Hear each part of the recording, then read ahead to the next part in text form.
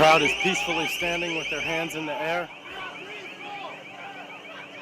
yelling, "We are peaceful, hands up, don't shoot."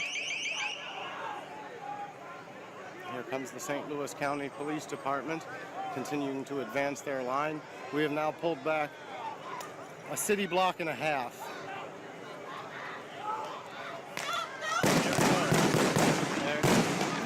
There it goes. They are now firing onto the crowd. Out! Look out! Hey, I got them same Roman candles! They have now fired onto the crowd for a second time. Violence has erupted in the city of Ferguson. They are firing rubber bullets and smoke grenades.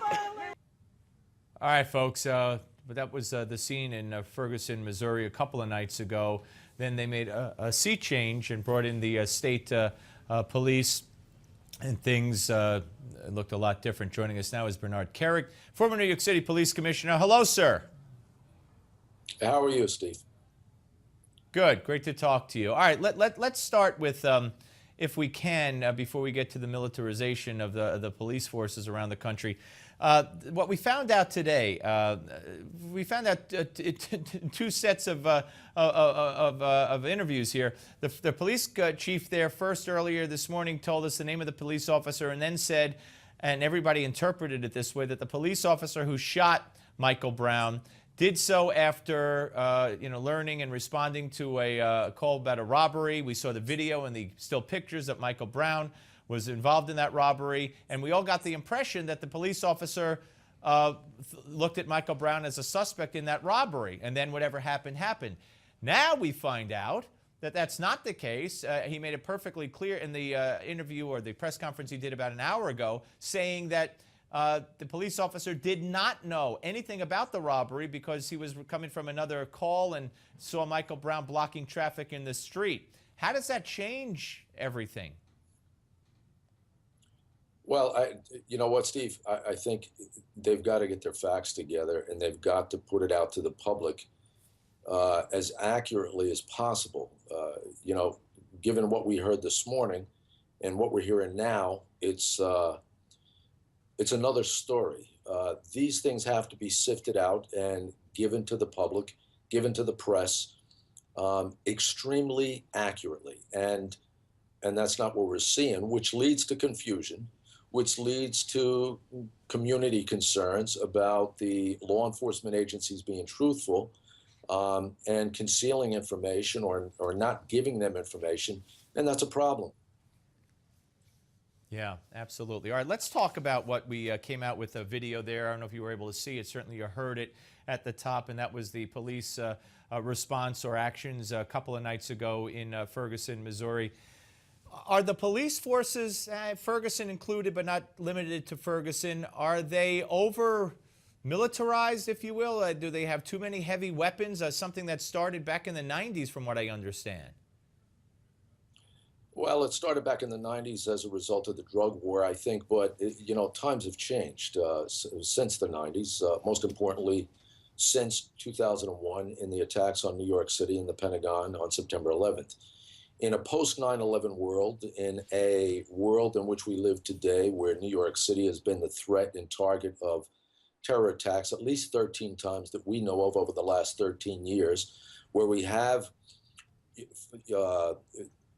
shooter responses going into theaters and schools and things like this, where we've seen this stuff happen over the last several years, you need a special weapons capability in urban police departments, in municipal police departments. You need it. But those types of units have to be extremely trained. They have to have the right equipment. They have to have interoperability and intercommunications abilities with other agencies, with their brother and sister agencies. And if that's not the case, then you're going to have problems.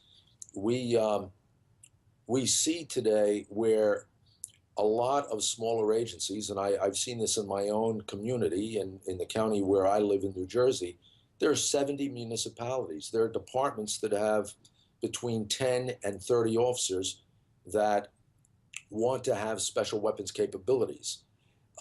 In reality, it's, they don't have the training. They don't have the funding for the training. Their equipment, they don't have a lot of the right equipment. They have weapons, military type weapons in some of these smaller organizations that I don't feel is required. You've got to, this stuff, we need it. It's absolutely needed.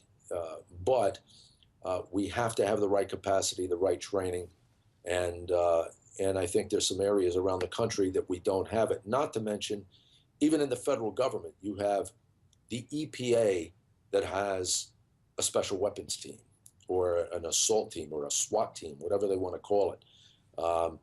I think we have to look at that in a much bigger picture around the country. And we have to ensure that these units that are getting this equipment from the federal government, that it goes to the right place with the right training and it's used correctly. Yeah, no, absolutely. I couldn't agree with you more. Let me ask you about the media coverage and the media's role in, for instance, what we're seeing down in Ferguson right now. I mean, when you were police commissioner, you're caught up in these situations, and I don't know what kind of an opportunity you get to watch the TV coverage on an as it happens basis, but certainly after the fact you might. But I look at the wall-to-wall coverage of this shooting before we know the facts. We still don't know the facts. We still don't know what the confrontation was like, if there was one, between Michael Brown and the police officer who shot him. We hear rumors, we hear bits, we hear pieces. How problematic is it, do you believe, or how much, I hate to put it this way, but how much trouble or incitement does the media provide in cases like this? Well, the problem is we've become a society and a people that we want access and we want information immediately. In a circumstance like this, this is a serious investigation that's going to be conducted by local, state, and federal authorities. It's an investigation that has to be done extremely thoroughly, and the answers aren't going to be immediate. They're just not. There's evidence, there's witnesses, there's ballistics, there's forensics. There's all kind of evidence that has to be collected, deciphered, and analyzed by the investigators, whoever they may be. We assume, we project, we have opinions. People are out there, making statements that aren't true, aren't accurate. It incites the community. It creates disruptions. It creates problems between the community and the police. It's hard to say this, but at the end of the day, it's hard for people to understand it. But at the end of the day, we have got to wait until the investigation's concluded before we make a determination whether, what happened. And in this case, we've now heard 50 different stories about what happened from the press and media and others that weren't there or that, were there in some way but are speculating. The people that know what happened are the investigators who has the evidence, who's going to look at the evidence and provide it to a grand jury. That's who knows what's happened. That's it. Yeah, that's what we got to wait for. Let me real quick, if I could, Bernie, ask you about Iraq. I mean, last time you sat here, we were talking about Iraq, but ISIS and what's going on to this extent and this magnitude, and our response to it. What do you make of? Is the president doing enough? Should the bombing be more massive? Should we be launching an all-out offensive of sorts against ISIS?